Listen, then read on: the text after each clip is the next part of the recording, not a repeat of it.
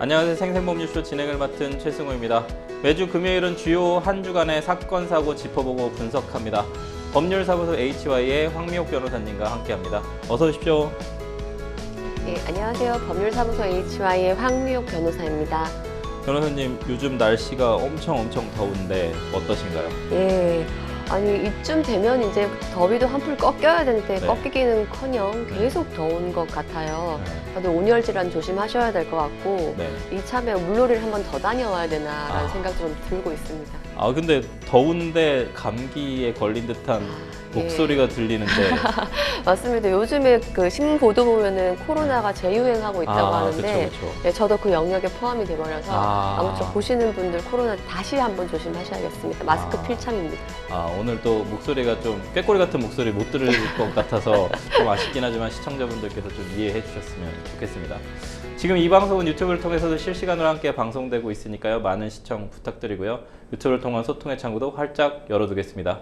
방송 중 궁금하신 질문도 올려주시면 저희가 답도 해드릴 테니까요. 많은 참여 부탁드리겠습니다. 여러분은 지금 생생법률쇼 함께하고 계십니다.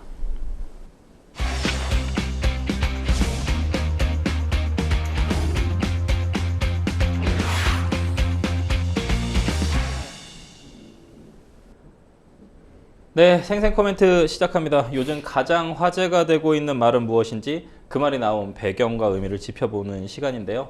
지난 한 주간 있었던 사건, 사고와 화제의 말 살펴보겠습니다. 첫 번째 생생 코멘트입니다. 300억 이상 사기, 최대 무기징역을 선고해야 한다. 사기 사건에 대한 높은 양형 기준을 좀 제시한 것 같습니다. 양형위원회라고 써 있는데요. 양형위원회, 대법원 양형위원회죠. 사기범죄 양형기준 수정안을 좀 마련을 했습니다. 양형위는 좀 조직적 사기의 경우에는 특별 조정을 좀 통해서 무기징역까지 선택할 수 있도록 좀 권고를 했는데요. 자세한 내용 좀 짚어봐 주시죠. 네, 전세 사기나 보이스피싱 등 조직적 사기 범죄에 대하여는 최대 무기징역까지 선고할 수 있도록 양형 기준이 상향되었습니다. 13일 대법원 양형위원회에서는 전체 회의를 열었습니다. 그리고 특히 사기 범죄에 관하여 양형 기준안을 상향했음을 수정안을 의결하였음을 발표하였습니다. 타겟은 바로 조직적 사기 범죄 등등의 사기 범죄입니다. 이 이유는 뭐 잘 아시겠지만 최근에 전세 사기다. 그리고 이제는 좀 잠잠해졌거니라고 생각했던 보이스피싱이 다시 기승을 부리는 등 조직적 범죄, 조직적 사기 이와 같은 경우에는 기존의 양형은 너무 경하였다, 가벼웠다는 반성에 의하여서 최대 무기징역까지 선고할 수 있도록 권고안을 마련한 것입니다. 양형위원회는 이렇게 이야기를 하고 있습니다. 다수 피해자를 양산하고 특히나 사회적 해악이 큰 다중피해 사기범죄 또 고액 사기범죄의 경우에는 엄벌의 필요성이 아주 중요하다. 그래서 기본 영역 및 가중 영역에 대해서 상향하는 방향으로 개정했음을 알렸습니다. 구체적으로 좀 이야기를 해보겠습니다. 예. 먼저 사기로 인한 이득액이 300억 원 이상인 대규모 조직적 사기인 경우는 기본 8에서 15년 그리고 가중 11년에서 최대 무기징역까지 선고할 수 있도록 했고요. 또 조직적 사기의 경우 피해액이 5억 원에서 50억 미만인 경우는 가중 6에서 11년 그리고 피해액이 50억 이상 300억 미만인 경우는 기본 6에서 11년 가중 8에서 17년으로 상향 조정을 했습니다. 그런데 조직적 사기에 한정된 내용은 아니었습니다. 일반 사기범의 경우에도 권고 기준을 올리기로 하였는데요. 일반 사기범의 경우에도 피해액이 5억 원 이상 50억 원 미만인 경우는 가중 7을 4에서 8년으로 했고요. 또 피해액이 50억 원 이상 300억 원 미만인 경우는 기본 5에서 9년, 가중 6에서 11년, 그리고 피해액이 300억 원 이상인 경우는 기본 6에서 11년, 가중 8에서 17년으로 권고 기준을 올리게 된 것입니다. 아울러 무엇보다도 왜 실형이 아니냐라고 많이 물었던 사기범죄 집행유예 기준도 강화되었습니다. 조직적 사기의 경우에는 사기 범행을 주도적으로 계획하거나 그 실행을 지휘한 경우에는 가중적 참작 사유로 추가했고요. 또한 이것을 조직적 사기 유형에까지 그동안 적용되었던 긍정적 주요 참작 사유죠. 즉 미필적 고의로 인하여 기망행위를 범했다. 이것은 기존까지만 하여도 조직적 사기 범행에 경감하는 참작 사유로 작용했지만 이것을 더 이상은 그렇지 않다. 일반 사기 유형에만 적용하기로 제한을 했고요. 또한 이런 감경 사유가 있습니다. 피해자에게도 범행의 발생 및 피해 확대에 상당한 책임이 있는 경우, 대표적으로 단기간의 고수익을 노려서 피해자가 가담하게 피해를 입게 된 경우, 이러한 경우는 기존까지만 하여도 양형인자에서 감경 기준으로 작용을 했지만 이제는 그 감경 기준을 제외를 시켜버렸습니다. 즉 피해자에게 단기간 고수익을 노리려던 점이 있었다 하더라도 감경 기준으로 작용하지 않도록 바꾼 겁니다. 지금 뭐 내용을 보면 감경 사유는 하나도 안 건드린 상황에서 가중 사유, 특히나 이제 5억 원 이상 부분부터, 피해 금액이 5억 원 이상인 부분부터 좀 건드렸는데 5억 원 이상 50억 원 미만은 한 1, 2년 정도 올라간 것 같아요. 근데 이제 50억 원 이상이 되면 뭐 2년이 올라간다든지 6년이 올라간다든지 지금 뭐 무기징역 이런 부분이 좀 들어왔기 때문에 조금 사실 요즘 전세 사기하고 보이스피싱 사기 뭐 끊임이 없습니다. 이런 부분들이 사기 범죄가 엄청나게 많이 일어나고 있고 대한민국이 사실 사기공화국이라는 좀 약간 오명까지 조금 듣는 그런 상황인데 피해자분들의 그런 어떤 경제적인 피해, 사실은 목숨까지 내놓는 경우들도 많아서 그런 안타까운 상황들이 조금 해결이 됐으면 좋겠습니다. 이 사안이요.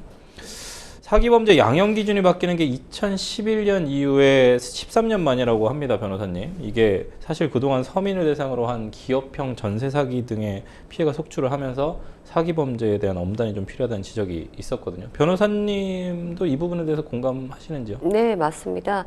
사기범죄에 대해서는 사실 대기업 총수들의 범행에 대해서 솜방망이 처벌이 내려지거나 혹은 구속을 면하는 사유를 보면서 차라리 뭐 자범이라고 표현하나요? 네. 조그만 사기 사건인 경우에는 오히려 구속영장이 쉽게 발부되고 양형도 오히려 뭐 4년, 5년 이렇게 가버리고 도대체 이 사기범죄의 양형을 설정하는 기준이 무엇인가에 대해서 법률가 입장으로서도 고개를 갸우뚱하게 되는 경우가 많았는데 아울러 또한 해외 사례의 경우에는 사기범죄가 엄청나게 피해액이 증가되는 경우에는 뭐 혹자는 뭐 100년 이렇게까지 양형이 내려지는데 우리나라는 뭐 20년 미만인 경우가 부지기수다 보니 이제까지 너무 가벼운 처벌에 그쳤던 것이 아니냐, 그것이 오히려 돈이 있는 자들에 대한 사기범죄를 약하게 처벌하는 것이 아니냐라는 의견이 많았던 것 같습니다.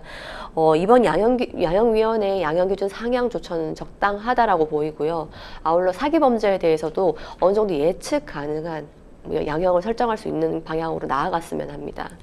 사실은 조금 더 세져야 될 수도 있다고 좀 보는 게 월스트리트나 이런 미국에서는 사실은 종신형 뭐 120년, 140년 뭐 이렇게 나오는 경우들이 좀 있지 않습니까? 그만큼 이제 경제적인 피해를 주는 사기 범죄에 대해서 심각하게 보고 있다는 거거든요. 그게 피해자의 어떤 삶에 지대한 영향을 준다라는 약간 그런 내용으로 보이는데 우리나라도 조금 뭐 지금 살짝 올렸습니다만 이게 어디까지 더 확대될 수 있을지 좀 귀추가 좀 주목이 되는 부분이고, 양형위가 또 이런 어떤 징역형 관련된 거 말고도 공탁 관련 양형인자도 조금 정비하기로 했다고 합니다. 피해자가 원치 않는 기습공탁 뭐 이제 재판 판결 전에 이렇게 이루어지는 기습공탁이 이루어지면서 실제로 좀 이게 감경 사유로 작용이 되면서 형이 깎이는 경우들도 좀 많잖아요, 변호사님. 네, 그렇습니다. 예. 원치 않는, 즉 피해자가 기대도 하지 않았고 바라지도 않았던 공탁이 이루어지는 경우 피해자 입장에서 굉장히 당황스럽기 그지없습니다. 아울러 더 불안한 부분은 내가 원치 않았고 내가 합의 본 부분이 아님에도 불구하고 가해자 측이, 피고인 측이 공탁을 함으로써 선처를 받는 것이 아니냐라는 부분에 대해서 상당한 불안감을 가지고 있죠. 바로 그것은 지금까지 양형위원회가 감경 요소인 실질적 피해 회복 그리고 상당한 피해 회복 부분에 대해서 공탁이 포함된다고 적시를 하고 있었습니다. 보시는 것처럼 실질적 피해 회복, 공탁 포함, 상당한 피해 회복, 공탁 포함 이렇게 명시를 했는데요.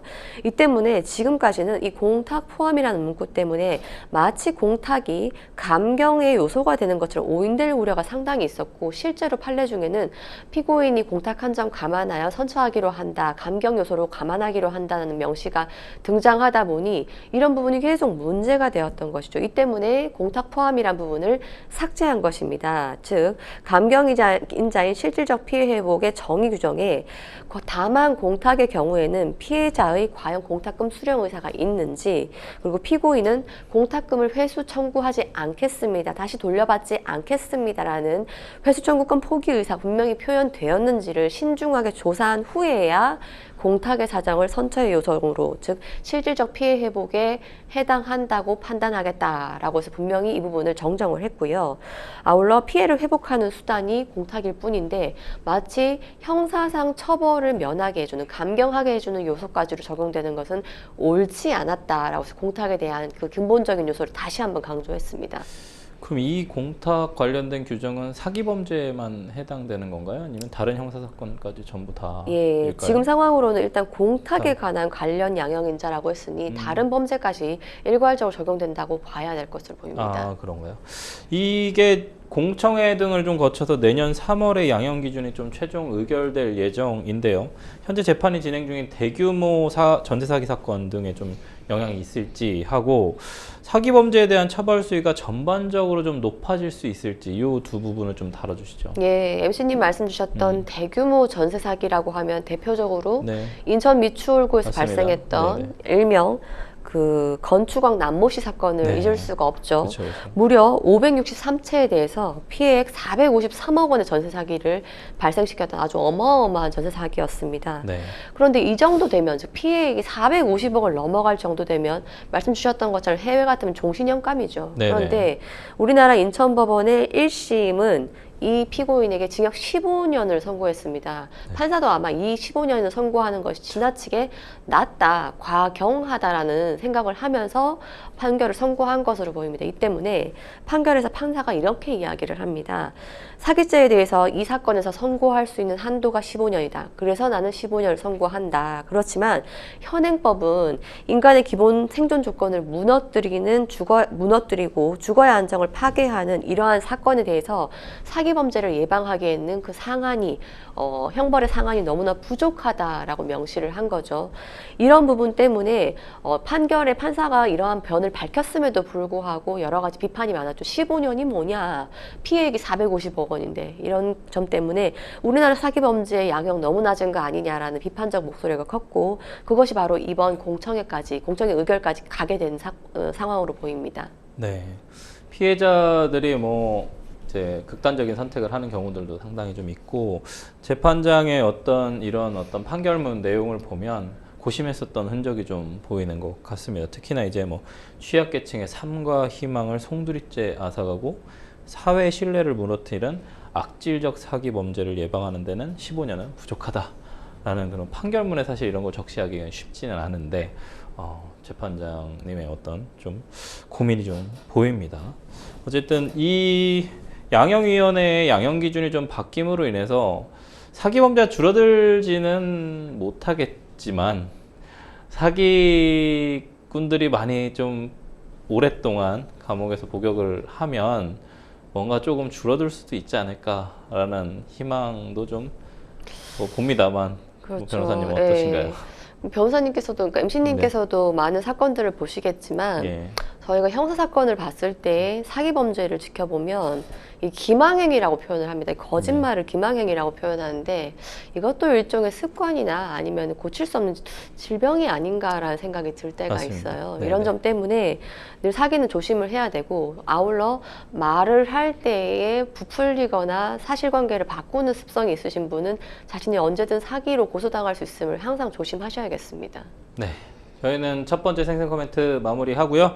다음 생생 코멘트 만나볼까요? 중알리의 4천만 명 정보 유출. 금융감독원에서 나온 얘기인 것 같은데, 중국에 또 개인정보가 넘어간 거냐, 많은 분들 좀 화나게 할 소식이죠. 이게 금융감독원이 카카오페이 해외 결제 부분에 대해서 현장 검사를 한 결과 카카오페이가 고객 동의 없이 제3자인 알리페이에 개인정보를 좀 제공한 사실을 적발을 했어요, 변호사님. 네, 맞습니다. 말씀 주셨던 것처럼 금융감독원의 검사 결과 밝혀진 사실인데요.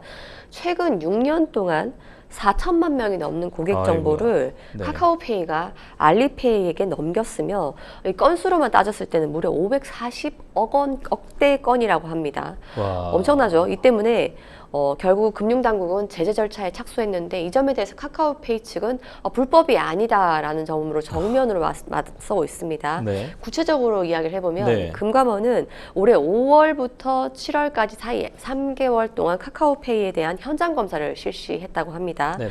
현장 검사 결과 전체 가입 고객의 개인 신용 정보를 개인의 동의 없이 제3자인 알리페이에게 제공해온 사실이 적발됐다라고 하죠. 네. 이로 인하여 구체적으로 개인정보를 넘겼던 시기는 2018년부터 시작됐다고 하고 지금도 네네. 계속됐다라고 네. 합니다. 결국 총 5억 5천만 건에 달하는 개인정보가 알리페이에 넘어가게 된 상황인데요. 네. 개별적으로는 예를 들면 카카오 계정 아이디와 휴대폰 번호와 이메일은 물론이거니와 카카오페이의 가입 내역과 거래 내역도 포함되었다라고 하고요. 심지어 계정 아이디와 마스킹한 이메일 그리고 전화번호 정기결제 시 드러내었던 전화번호까지 모두 알리페이에 넘어간 상황이라고 합니다. 이게 소비자 동의 없이 넘어간 건 좀 문제지 않습니까, 변호사님? 이게 근데 카카오페이 측이 반발을 했습니다. 예. 불법으로 제공하지 않았다. 그렇죠. 대체 뭡니까 이게? 맞습니다. 카카오페이 측은 결제 과정에서 불가피하게 발생할 수밖에 없는 일일 뿐이고 이것은 네. 결코 불법이 아니라는 입장을 보이고 있는데요. 구체적으로 이렇습니다. 신용정보법을 이야기를 하고 있는데요. 우리나라 신용정보법에 따르면 개인 신용정보의 처리 위탁으로 정보가 이전되는 경우에는 정보 주체의 동의가 없다 하더라도 이전할 수 있다라고 명시가 되어 있는데 카카오페이는 바로 이 법조항을 근거로 내세우고 있습니다. 즉 결제를 위해 꼭 필요한 정보 이전인 경우에는 업무 위수탁 관계에 따른 처리 위탁 방식으로 이루어졌을 뿐이다라고 이야기를 하는 거죠. 즉 카카오페이와 알리페이 그리고 네. 애플 간의 업무 위수탁 관계일 뿐이었다라는 것이죠. 네.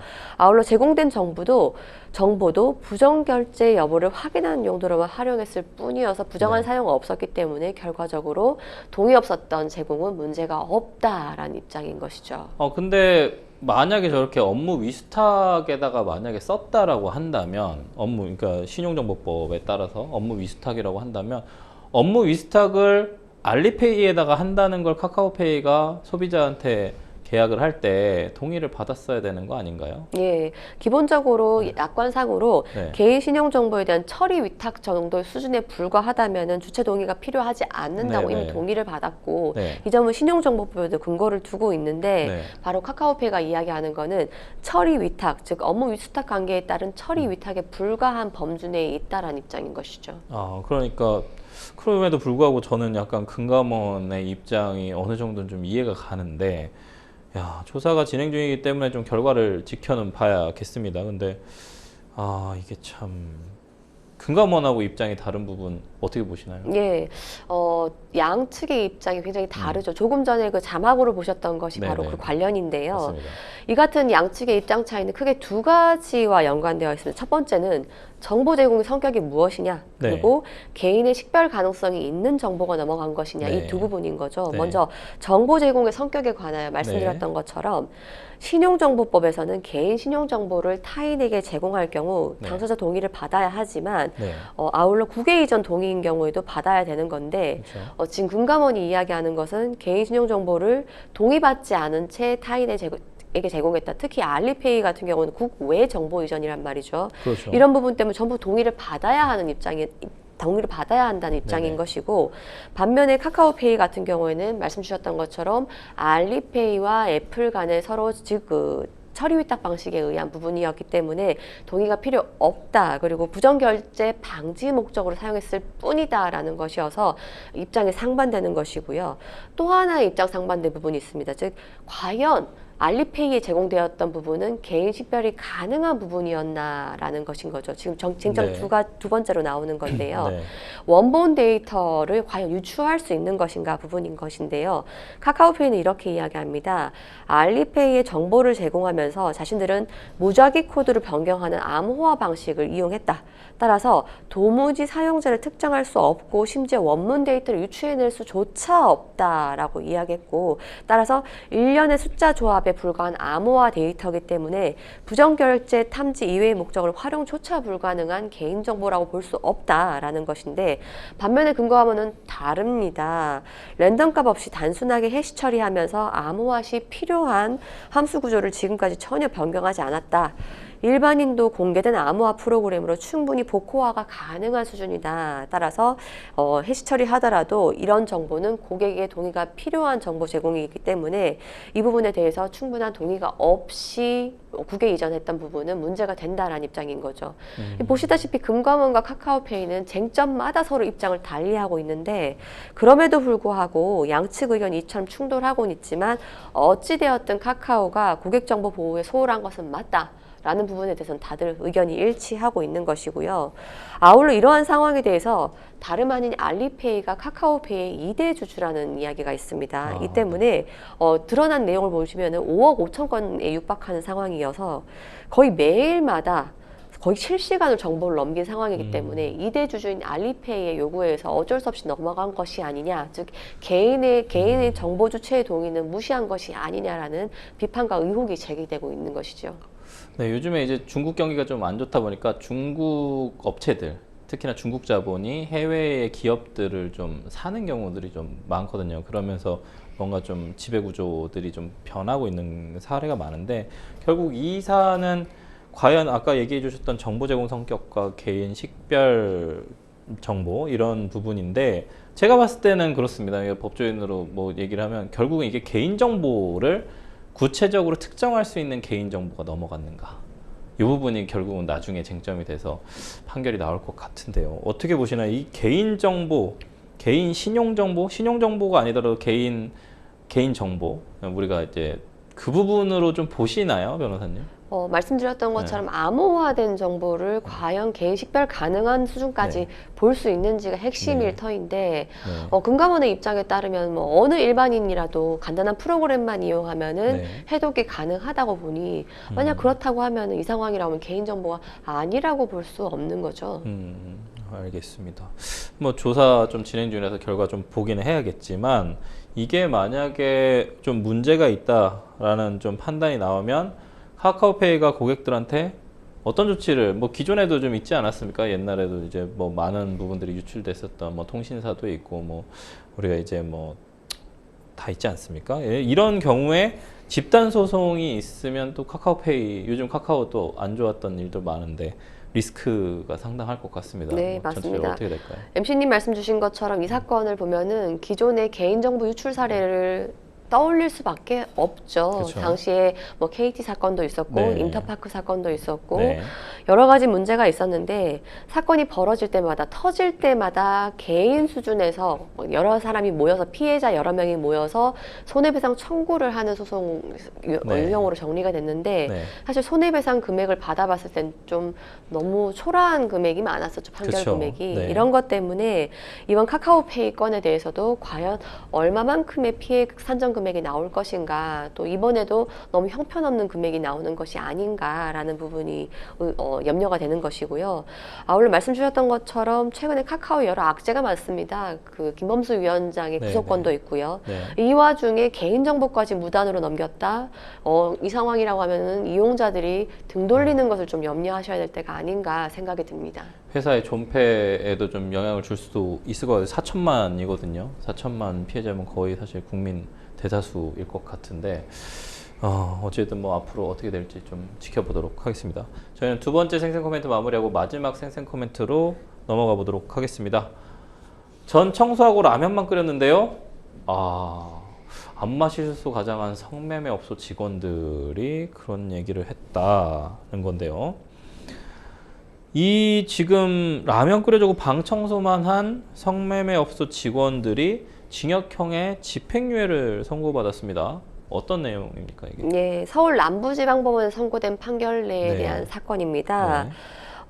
피고인은 김모 씨 여성, 허모 씨 남성, 그리고 이모 씨 남성이었는데 이들은 모두 성매매 처벌법 위반 혐의로 징역형의 집행유예형을 선고받은 것이죠. 네. 구체적으로 징역 6개월에 집행유예 2년형을 선고받았습니다. 부가형으로 80시간의 사회봉사명령도 선고받았습니다. 그런데 이들이 했던 행위 사실을 보면 성매매 처벌법이 맞냐라고 갸우뚱하실 수 있는데요. 네. 먼저 김 씨 여성인 경우는 강서구에 위치한 안마시술소라는 곳에서 네. 직원들의 식사를 준비하고 손님들에게 라면을 끓여줬다고 합니다. 아울러 허 씨란 남성은 손님 응대를 했었고 또 카운터 관리를 했다고 합니다. 이 씨 남성은 손님 안내와 방청소 등의 일을 했다고 하는데 알고 봤더니 이 업소는 간판만 안마시술소였을 뿐이고 실내에서는 불법 성매매를 저지르고 있었다고 합니다. 네. 이 업소는 정모 씨라는 사람이 업주로서 차린 곳이었는데요. 네네. 이 정모 씨가 황당한 것이 경찰이 입건해서 적발해서 입건을 한 이후에도 버젓이 불법 성매매 영업을 계속했다라고 하죠. 물론 네. 이 정모 씨에게는 징역 1년 6개월의 실형이 선고됐고요. 그리고 벌금 7천만 원이 선고되었는데 이 과정에서 방금 말씀드렸던 김모 씨 여성, 허모 씨, 이모 씨 남성 이 사람들은 어떻게 되는 것이냐라고 했지만 결과적으로 같은 업소 내에서 직접적으로 알선에 투입되지 않았다 하더라도 라면만 끓이고 혹은 방청소만 하고 직원들 식사 준비만 했다 하더라도 공모공동정범이 아니라고 볼 수 없다고 해서 유죄는 인정하되 집행유예형으로 선고하게 된 것입니다. 이게 근데 사실 좀 저는 이해가 안 되는 같은 공간에 있고 그럼 정모 씨는 그 안마시술소에 없었을 수도 있잖아요. 그러면 이 세 명이 어쨌든 그거를 운영을 하는 거에 도움을 준 건데 카운터 관리, 청소하고 그다음에 손님 응대도 하고 좀 그런 걸로 좀 보이긴 하는데 어쨌든 성매매 알선 행위로 재판부는 이걸 본 겁니다. 그렇죠? 손님 응대하고 카운터 관리하고 라면 끓였어도 어쨌든 성매매 알선 행위로 본 건데 재판부 판단에 대한 좀 변호사님 견해는 좀 어떠십니까? 예. 성매매 알선이라는 불법 영업 네. 형태에 대해서 이 세 명이 했던 행위는 적극적으로 도왔던 부분인 거고 네. 방조의 수준으로 본다고는 볼 수 없고요. 음. 분명히 이 부분은 손님에 대해서 응대하고 그들에게 불법 성매매가 원활하게 이루어질 수 있도록 계속 하나의 그쵸. 역할을 담당했다는 거죠. 네. 흔히 이야기하는 걸로 막만 봐도 절도다라는 이야기가 있지 않습니까? 그렇죠. 예, 그거에 해당한다고 보이고 아울러 이 부분에 대해서 재판부는 성매매 알선 행위가 성을 상품화해서 건전한 성문화와 선량한 풍속을 해치는 범죄임이 분명하다라고 네. 봐서 이들에게 비록 집행유예를 선고할지언정 실형에 대한 선고를 냈던 부분에 대해서 변론을 밝히고 있습니다. 이게 성매매가 지금 우리나라에서 어쨌든 불법인 것에 대해서는 좀 다들 아실 텐데요. 이처럼 안마시술소라든가 아니면 다른 업소처럼 좀 가장해서 버젓이 운영을 하는 변종 성매매 업소들 이런 부분들이 좀 여전히 많습니다. 변호사님. 예, 그렇습니다. 서산에서 있었던 일 잠깐 말씀드리면요. 최근에 충남 서산경찰서는 불법 마사지 업소에 대해서 6명을 불구속 입건해 수사 중이다라고 합니다. 이들은 건전 마사지 업소인 것처럼 간판을 내걸고 영업을 했지만 실질적으로 내부에서는 샤워 시설이나 침대 등을 갖춘 밀실을 두고 성매매를 했던 것으로 보이고요. 이 점 때문에 서산경찰서가 지금 조사를 하고 있다고 합니다. 아울러 서울의 광진구에 가면 방석방이라는 곳이 있습니다. 네. 예, 특히 이 부분은 학생들의 등하굣길에 선정적인 간판과 또 내부가 보이지 않는 일반 음식점이라는 곳이 있는데 네. 결과적으로 실질적으로는 일반 음식점과는 거리가 먼 택배업소인 거죠. 이 방석집이라는 것도 이제 방석에 앉아서 대접받는다 이런 부분인 건데 네네. 바로 이 부분 때문에 광진구 주민분들이 그리고 광진구청 측에서도 여러 차례 이 업소들을 척결하고 철폐하는 것에 대해서 노력을 했지만 아직까지도 이루어지지 않고 있다고 하죠. 이 부분 때문에 실제로 뭐 도봉구나 성북구 같은 경우에는 매장집이나 방석방을 성공적으로 철폐시켰던 부분이 있어서 이러한 두 개 구의 성공적인 택배업소 철폐 사례를 광진구도 적용해야 되지 않는가라고 하고 있는 상황입니다. 지자체들마다 혹은 뭐 지자체 해당 이제 경찰서, 관할 경찰서들도 사실은 이런 부분들에 대해서 최대한 좀 다른 지역으로 가줬으면 좋겠다. 약간 이런 부분들도 사실 좀 있는 걸로 보이거든요. 어쨌든 좀 유해업소들이 좀 많이 사라질 수 있었으면 좋겠습니다. 지금까지 생생 코멘트 만나봤고요. 저희는 뉴스픽스로 돌아오도록 하겠습니다. 여러분은 지금 생생보물쇼와 함께하고 계십니다.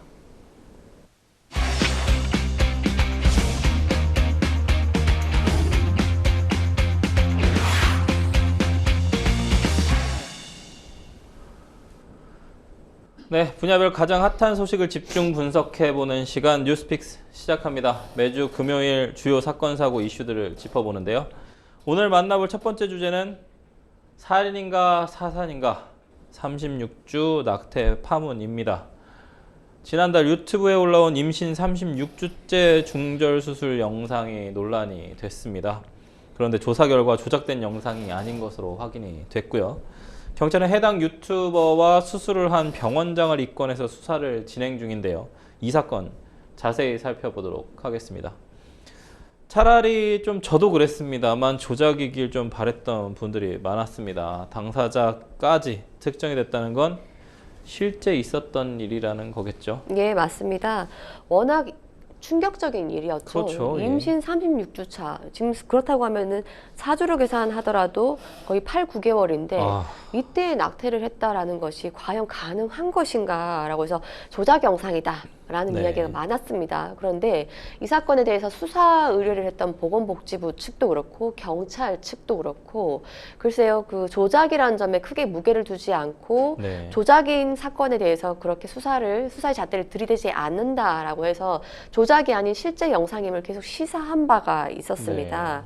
그런데 확인을 했더니 20대 여성 유튜버가 실제로 이러한 36주 낙태를 했던 것이고 이 과정에서 70대 산부인과 의사도 실제로 이거에서 집도를 했던 것으로 드러난 것이죠. 아니, 지금 보면은 배도 많이 나오고 근데 유튜브를 하는 유튜버였단 말이에요. 네. 근데 그걸 또 영상으로 찍었어요? 그렇습니다. 저는 상식적으로 좀 나이가 좀 이해가 안 되는데요. 낙태 브이로그라는 이 둔어가 어떻게 결합이 된 건지 참담합니다. 정말. 영상을 올린 유튜버와 병원장이 입건이 됐어요. 근데 살인 혐의가 적용이 됐습니다. 살인죄로 수사가 개시된 배경 뭐라고 보시나요? 예. 브이로그는 어디까지 붙일 수 있는지 모르겠는데 낙태 브이로그란 이야기로 시작된 영상이었습니다. 이 부분에 대해서 네티즌들 사이에서도 굉장히 뜨거운 논란이 있었습니다. 수사의 관건은 아이가 태아라고 해야 됩니까? 아이라고 해야 됩니까? 여튼 그 태아가 모체 밖으로 나올 때 과연 살아 있었는가라는 부분인 거죠. 왜냐하면 살아 있은 채 나왔다라고 하면 이들에게 살인죄를 적용할 수 있는 것이고요. 그렇지 않고 살아 있는 채 나오지 못했다. 모체의 뱃속에서 이미 사산된 상황이었다라고 하면 낙태죄로 처벌되겠지만 잘 아시다시피 낙태죄는 이미 수년 전에 헌법 불합치 결정이 있었던 이후로 입법이 공백 상태인 거죠. 즉 처벌 불가한 처벌의 흠결 영역에 돼버리는 것입니다. 이 때문에 과연 사람이라 봐야 될 것인지 사람을 죽인 경우에 해당한다고 봐야 될지에 대해서 굉장히 설왕설래 이야기가 많았던 상황인데요. 결과적으로는 여러 가지 증거가 없다 하더라도 출산이 임박한 상태에서 아이를 적출시켰고 이 상황에서 고의낙태가 이루어졌다면 일단은 살인의 논리로 기소를 한 이후에 법원의 판단을 받아봐야 되는 것이 아닌가라는 논리로 모아져서 지금 현재 살인죄로 의율되고 있습니다. 그런 거죠. 네. 과거에도 34주차 태아를 좀 낙태했던 사례가 있다고 하던데요. 당시 의사에게 어떤 처벌이 내려졌습니까? 네, 보건복지부가 내어놨던 참조 판례와도 똑같은데요. 당시 34주차 태아를 낙태한 의사에게 징역 3년을 선고했고 해당 의사는 살인죄로 처벌되었습니다.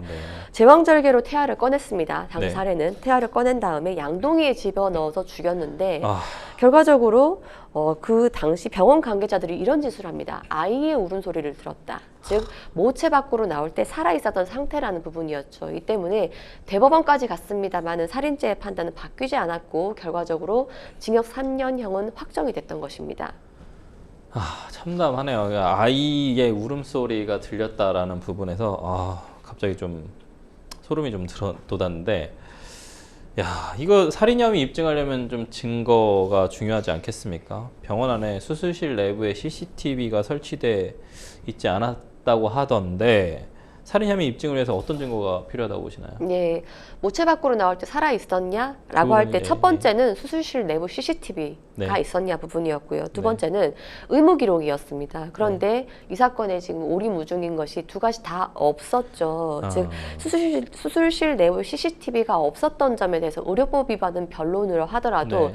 핵심 증거가 될 수 있는 두 가지가 없기 때문에 경찰도 이 건에 대해서 굉장히 고민했던 부분인데요. 네네. 핵심 증거가 없는 상황이라서 살인죄 적용이 쉽지 않음에도 불구하고 추후에 산모의 진술 그리고 가담했던 의료진의 진술 무엇보다도 산모가 버젓이 남겼던 그 유튜브 영상 등등을 네. 통해서 결과적으로 태아가 출산 이후 살아있음에도 불구하고 살해됐다라는 것이 계속 수사로 보강되어야 할 것으로 보입니다. 근데 지금 예전에 34주차 태아가 살아있는 상태로 나왔단 말이에요. 제왕절개 했을 때. 그럼 당연히 36주면은 더더욱 살아있을 확률이 더 높지 않겠습니까? 예, 그럼에도 불구하고 조금 전에 병원장의 진술, 즉 이 집도를 했던 산부인과 의사의 진술은 분명히 내가 꺼냈을 때 사산되어 있었다라고 이야기를 했다고 아니 합니다. 근데 어떻게 사산되어 있을 수가 있죠? 예, 이미 뱃속에서 사망한 채 나왔다는 건데 바로 이 대목 때문에 과연 이 인부인 20대 여성 유튜버가 어떠한 취지로 진료를 의뢰했는지, 즉 사산된 태아에 대해서 적출을 의뢰했는지 등등에 네. 대한 추가 수사가 필요해 보입니다. 상당히 중요한 부분이에요. 사산된 태아를 적출해달라고 했는지 아니면 그냥 낙태를 해달라고 한 건지 이 부분이 상당히 중요해 보입니다. 만약에 살인죄 입증된다면 해당 유튜버하고 병원장이 좀 처벌 수위가 어느 정도일지 좀 궁금한데 좀 높을까요? 뭐 예. 과거에는 뭐 3년 이렇게 했다는데. 예, 형법상 살인죄는 사람을 죽이면 예, 성립하는 범죄인 거죠. 법정형은 최소 5년 이상이고 네. 최대 사형까지도 가능합니다. 근데 말씀드렸던 것처럼 감경인자를 적용해서 앞선 사례는 3년이 나왔던 네. 것인데요. 일단 경찰은 그 36주차 태아를 사람으로 간주하고 두 명 모두에게 살인죄로 입건을 했습니다. 과거 영아살해죄라는 죄명이 있었습니다. 그렇죠. 즉 예. 인부가 그 산모가 흥분한 상황에서 정상적인 판단이 어려운 그렇죠. 상황에서 살해를 했다면 감경하는 맞아요. 적용이었는데 네. 이게 사라져 버렸죠. 이 때문에 아무리 영아를 살해했다 하더라도 살인죄로 처벌되게 되는 상황입니다. 네. 영아살해죄가 감경사유였다는 것도 사실 이게 뭐 그런 게 있나 봐요. 임신을 하면 정신적으로 약간 좀 그런 부분이 남아 있었던 조항이었지 않습니까? 네, 맞습니다. 이 유튜버 상담할 때 어떤 요청을 했는지 좀 주요 쟁점 아까 말씀하셨습니다만 만약에 뭐 사산하게 해달라 뭔가 추가적으로 어떤 조치를 해서 아이를 사산하게 해달라라고 했다면 공범 가능성도 당연히 있죠. 병원장뿐만이 아니라 예, 맞습니다. 일단은 낙태할 병원을 알아보고 또 직접 방문해 수술 받은 행위는 전반적으로 의사와 함께 공모해서 아이를 죽인 것은 다름없다. 라고 보이고요. 설령 살인죄로 기소된다 하더라도 판사의 재량에 따라서 살인죄의 예비 음모죄로도 처벌될 수 있는 부분도 간과할 수 없습니다. 네. 즉 태아가 사람으로 간주된다면은 실제 살인죄로 처벌은 안 되겠지만, 즉 예를 들면 뱃속에서 사산됐다 상황이라면은 살인죄는 안 되겠지만 예비나 음모 혐의를 적용해서 이것으로 처벌될 수 있고, 살인죄는 예비 음모에 그친다 하더라도 10년 이하의 징역으로 굉장히 중한 처벌 사례인 것이죠. 이런 부분 때문에 유튜버가 남겼던 유튜브 영상이 굉장히 핵심 증거가 될 상황으로 보입니다. 변호사님, 이게 헌재 헌법불합치 결정이 나오고 나서 지금 낙태죄 관련해가지고 뭔가 입법 공백이 있어가지고 자꾸 이런 문제들이 좀 생길 수도 있는 것 같은데, 낙태를 헌법재판소 결정이 낙태를 무제한 허용한다는 취지는 아니지 않습니까? 이게 그쵸? 네, 근데 그렇습니다. 낙태죄와 관련해 가지고는 좀 입법 공백이 좀 해결돼야 된다는 논의가 계속 있어요. 그래서 보완 입법이 좀 시급한 것 같아 보이는데 혹시 시급하다고 보시는지, 그리고 만약에 보완된다고 하면 어떤 방향으로 보완이 되어야 할지 이 부분에 대해서 의견 좀 주시죠. 네, 일단 임신이 24주를 넘어가는 낙태는 네. 모자보건법상으로 불법으로는 되어 있지만 형법이 아시다시피 입법 네. 공백인 상태여서 네. 불법이지만 처벌 규정이 없는 흠결 상태로 남아 있는 상황입니다. 이 때문에 만삭의 산모가 브이로그란 이름으로 낙태 경험담을 영상으로 옮기는 이런 충격적인 일까지 발생하고 있는 것인데요. 네네. 관련 법안 마련이 굉장히 시급하다는 것을 징표하는 것이라고 보입니다. 그래서 아울러 무엇보다도 이제는 임신 중지 수술에 대해서도 그 건강보험의 적용을 논해야 되는 때가 아닌가 이런 이야기 좀 나오고 있는 상황이지요. 실제 낙태 건수도 이 헌법재판소 결정 이후로 상당히 많을 것 같아요. 네, 맞습니다. 그 한국보건사회연구원이 발표한 바에 따르면 2020년도에 낙태 추정 건수가 32,000건으로 나왔습니다. 특히 더 충격적인 것은 낙태를 하지 않을 것 같은 기혼 여성들의 낙태율도 높다라는 것인데요. 즉 낙태를 하는 것도 아이를 낳는 것도 굉장히 어려운 부분이라는 것을 드러내는 시사하는 부분이라고 보입니다. 그렇군요.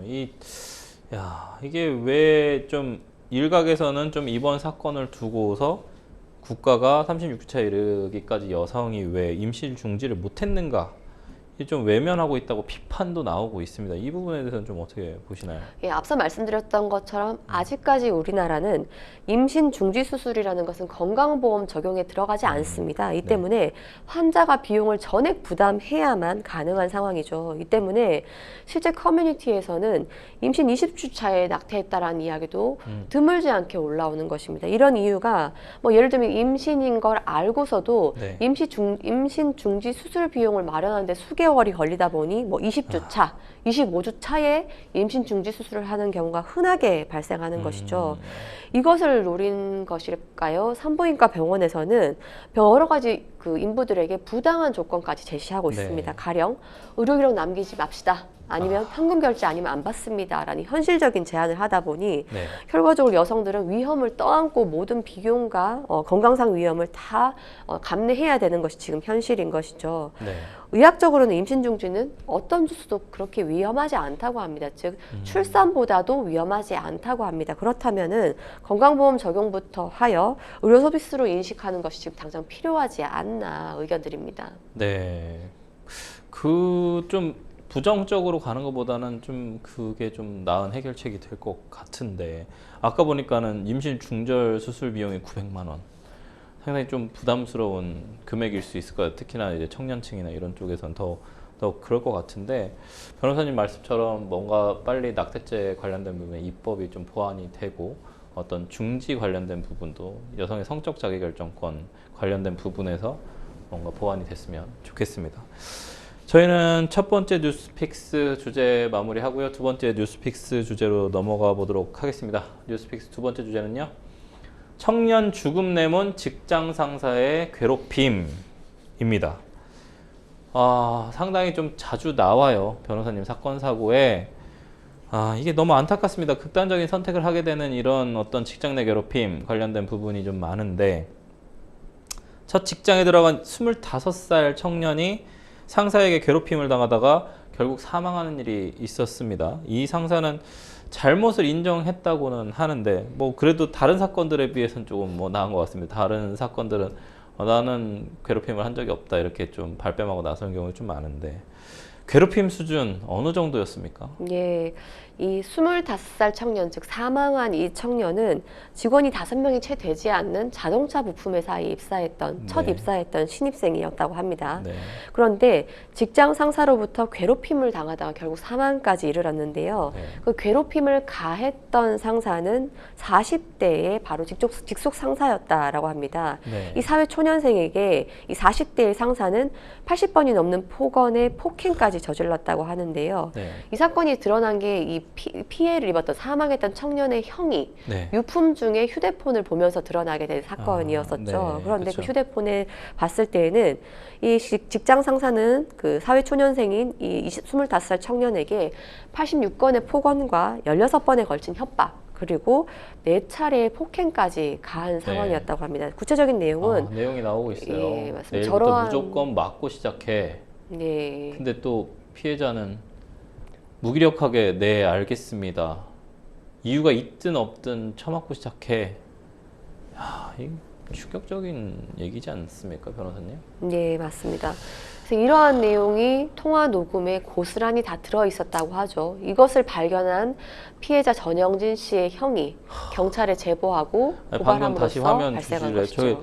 너희 아빠 엄마도 죽여버리겠다라는 표현도 나오고요. 맞습니다. 심지어 너희 어미 아비가 뭐 먹여 살려줄 수 있느냐, 그리고 부모님에 대해서도 여러 가지 험담을 폭언을 했다라고 하니 네. 사회초년생이 도저히 감내할 수 없을 정도의 폭언과 폭행이 있었던 것이죠. 좀 뭐 사회초년생이 아니라 그냥 일반 뭐 나이가 많아도 감당할 수 없을 것 같은데요, 변호사님. 이 협박과 폭행, 근데 더 충격적인 게 저는 사실 이게 좀 더 이해가 안 갑니다만 재판에 넘겨졌어요. 폭행과 뭐 협박으로 1심에서 2년 6개월 선고받았습니다. 형량이 과하다면서 피고인은 항소를 했거든요. 사람이 죽어 나간 사안인데 2년 6개월 어떻게 보시나요? 예. 근데 피고인에 대해서 의율된 제명은 폭행치사라거나 아니면은 다른 뭐 사망의 결과에 대해서 의율하는 것은 아니었고요. 네. 다만 협박행위 자체 그리고 폭행행위 네. 자체에 대해서 혐의로 재판에 넘겨지게 됐습니다. 이 부분에 대해서는 실형이 선고됐고 2년 6개월형이 내려졌는데 네. 이 부분에 대해서 피고인은 형량이 과중하다라면서 항소를 제기했습니다. 그리고 네. 선처를 호소했는데요. 1심이 2년 6개월의 형을 선고하면서 이렇게 판시하고 있습니다.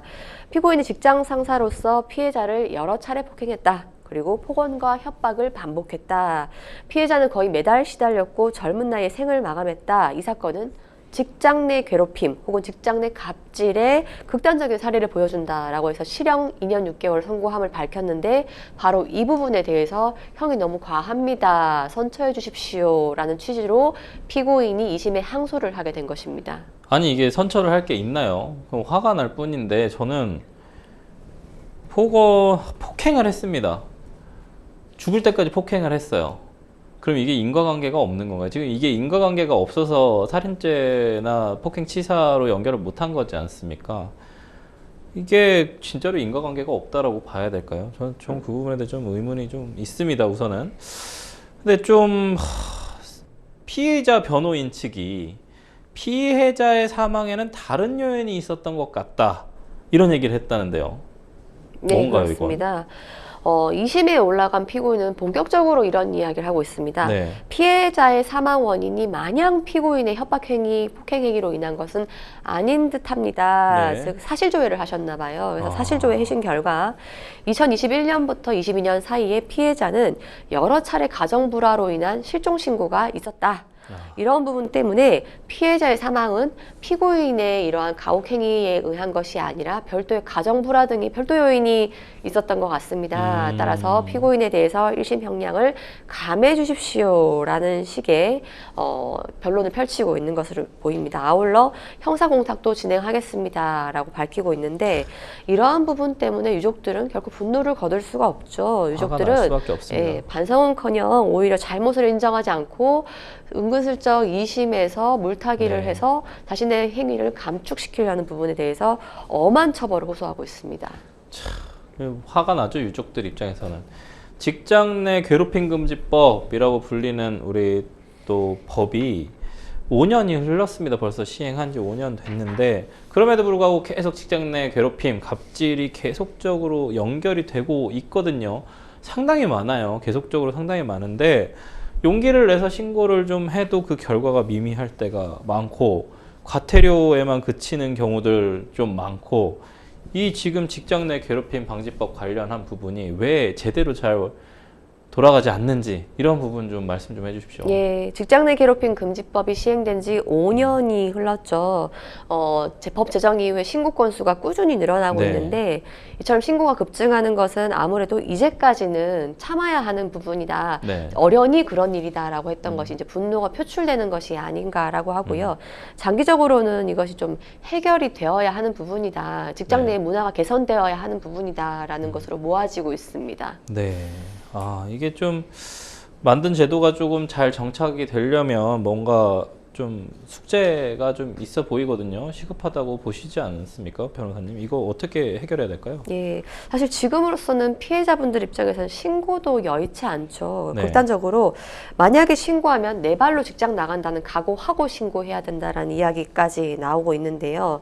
이 때문에 상담자들도 상담하시는 분들도 신고하세요라는 말을 못하고 있는 것입니다. 네. 사람 관계가 안전한 일터를 만드는 것이 급선무로 보입니다.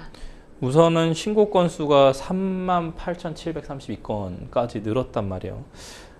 그럼에도 불구하고 뭐 과태료 처분 상당히 많고 취하한 건 11,000건, 2만 뭐 거의 없네요. 그래서 앞으로 직장 내 괴롭힘 방지법 좀 잘 해결됐으면 좋겠습니다. 생생법률쇼 어느새 마칠 시간입니다. 오늘 함께 해주신 황미옥 변호사님 고맙습니다. 방송이 끝나더라도 상담 접수는 계속되니까요. 변호사들에게 무료 법률 상담 받고 싶으신 분들은 평일 오전 9시부터 오후 6시까지 02-557-8295번으로 상담 문의 주시거나 법률방송 홈페이지에 법률상담 게시판에 문의 남겨주십시오. 생생법률쇼 오늘 준비한 내용은 여기까지입니다. 함께 해주신 시청자 여러분 고맙습니다.